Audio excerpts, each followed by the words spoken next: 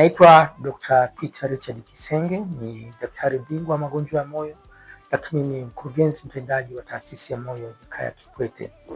Siku ya tarehe 17 mwezi wa 5 duniani kote huadhimisha siku ya shinikizo la juu la damu, yani siku ya hypertension.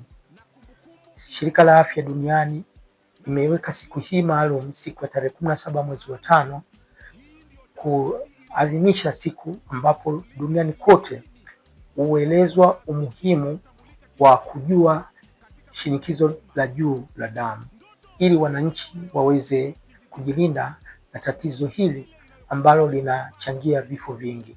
Unapokuwa na shinikizo juu la damu, utakuwa unaumwa kichwa, kuwa na uchovu mwilini, kuwa na moyo kwenda mbio.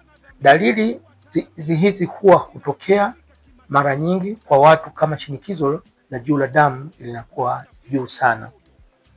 Visababisho vya shinikizo la damu ni kutofanya mazoezi, kuwa na mafuta mengi kwenye damu, lakini uvutaji wa sigara uliokithiri na unywaji wa pombe uliokithiri.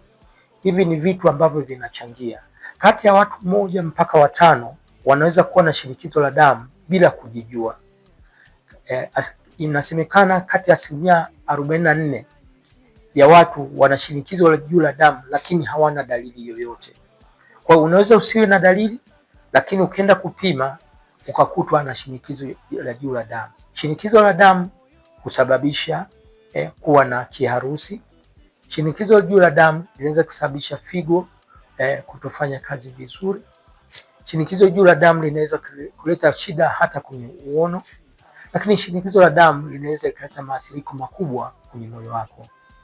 Kwa hiyo wananchi wajue namba zao ili kupunguza madhara ya shinikizo la damu.